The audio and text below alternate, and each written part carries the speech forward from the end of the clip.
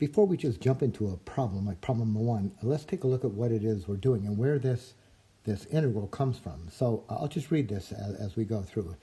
So if there are a great many individual amounts, such as individual transactions at a fast food throughout the 1 year period, you have money coming in just essentially continuously.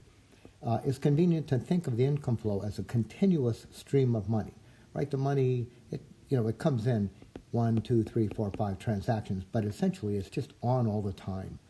So in some cases, it's possible to approximate the rate of flow of the income stream with some function. Now the function t, f of t, is called the rate of flow. Now it's a rate, right? So it's a derivative.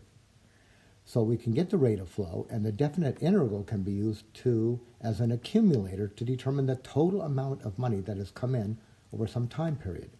So here's what we'll have. Let's look at this definition.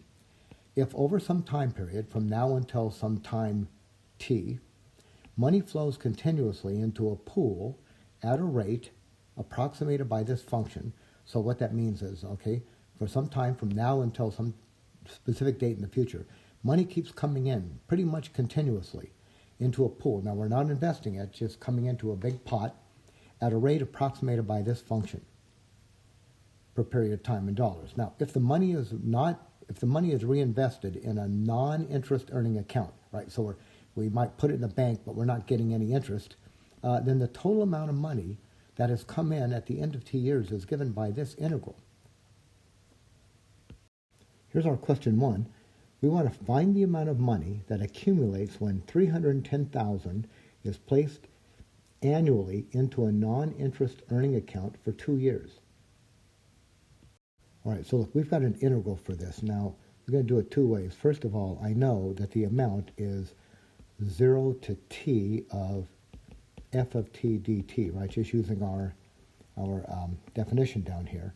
Now, f of t in this case is just 310,000, right? It just accumulates when you put 310,000 in, that's it.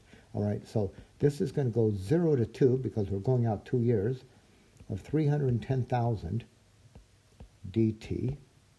This is going to be 310,000 t from 0 to 2.